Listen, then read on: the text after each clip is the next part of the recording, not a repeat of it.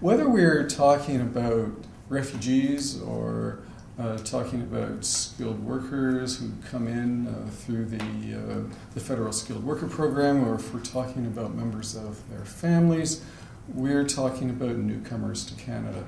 And as someone who has never been an immigrant, I just find this an absolutely remarkable thing, that people would change countries, change languages, change cultures, uproot themselves. It strikes me as an absolutely extraordinary thing to do. And to give us some insights into what we need to help people land in our society and make their way, I'll ask you, Hindia, to take the microphone.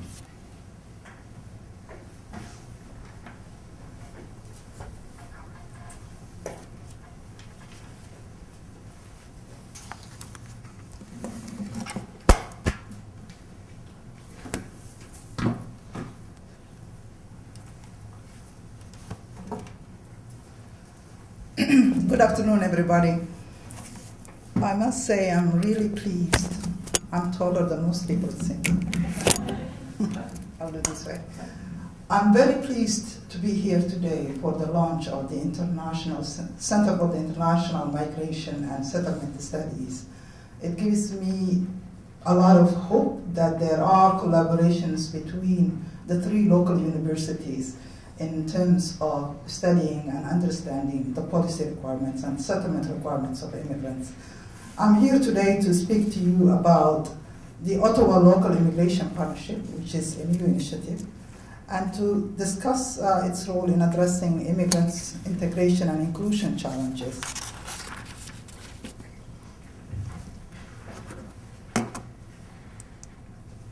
After listening to the presenters before me, it's clear that there is real connection and deep connection between our lives here at the local level and at the international level.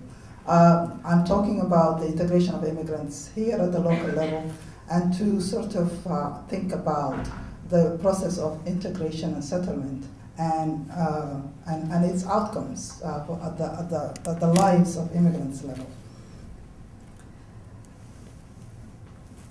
Just briefly, the content of my presentation would be about local immigration context and challenges, about Ottawa as a destination of choice for immigrants and refugees, some implications of immigration for Ottawa as a city, the pronounced social distances that exist between immigrants and the majority of the local born population, the experience of deep poverty and social exclusions among immigrants when they come and settle here. I'll address and briefly introduce to you the Ottawa Local Immigration Partnership and what it is, and our processes and governance systems.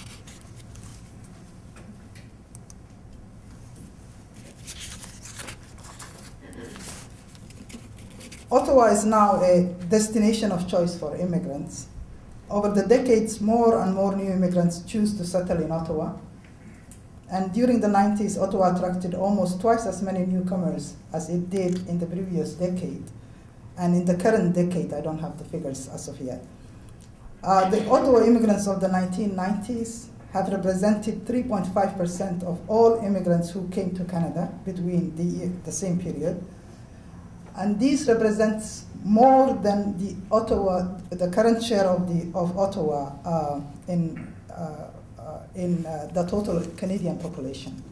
So Ottawa is proportionally receiving more immigrants compared to its share of the general Canadian population.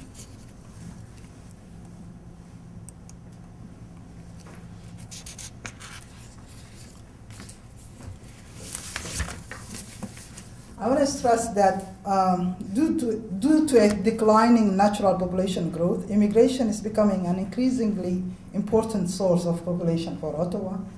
In 2006, immigration accounted for 79% of population growth for the city of Ottawa. And it's predicted that in 2011, immigrants will account for 100% of our labor force growth. And over 30% of Ottawa's population, it's not the child population, it's Ottawa's population, are either foreign-born themselves or have an immigrant parent, one or two parents.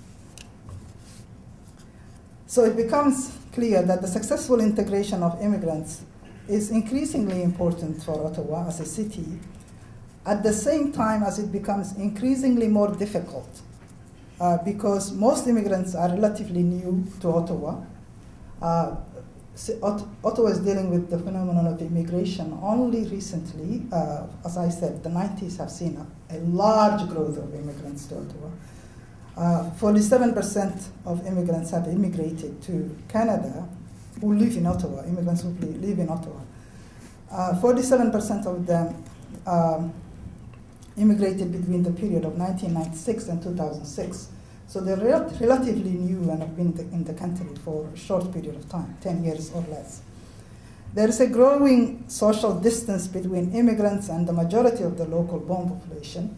When I say growing social distance, I mean cultural differences, ethno-racial differences, and so on. Because more and more, as one of our presenters earlier talked about, immigrants are coming from strife-ridden areas of the world in the South. Therefore, they look different than the majority of the local population. Ottawa receives proportionally more refugees than the other Canadian cities. This is based on research done by the Social Planning Council in 2004. And there has been little time and virtually no resources for local institutions to plan for the social changes that have brought about, that immigration has brought about to our city.